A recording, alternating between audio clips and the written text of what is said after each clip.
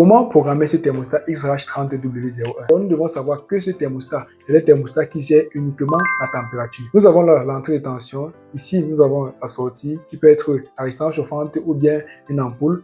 Et là, nous avons le capteur. Il est important de savoir la tension d'alimentation de notre module parce que nous avons plusieurs tensions. Là, nous avons 220 volts qui est couché.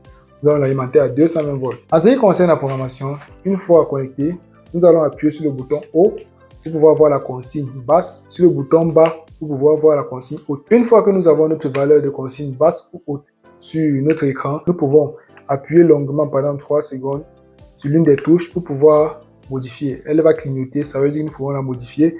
Nous pouvons augmenter ou diminuer notre valeur, la consigne haute ou basse. Alors nous allons passer à un cas pratique où nous faisons directement cela.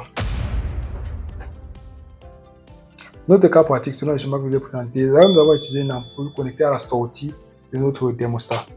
Nous allons brancher notre thermostat.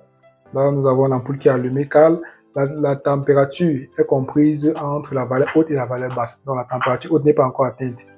Nous allons essayer de modifier comme je vous ai expliqué. Nous appuyons d'abord une fois sur le moins, nous avons la température basse. Nous modifions quand nous avons appuyé et insisté pendant 3 secondes. Nous allons la mettre à 35, nous allons mettre à 36 degrés.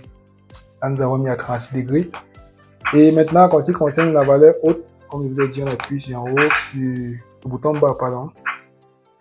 Nous allons régler à 35,5. Donc, lorsque la température, je vais maintenant prendre pour pouvoir prendre ma main, le capteur pour pouvoir augmenter la température. Ça va vite, nous allons augmenter la température. Et là, nous voyons que à 37 degrés, la température s'éteint parce que ça atteint la température de consigne. N'oubliez pas de liker, de vous abonner si vous êtes nouveau pour plus de tech.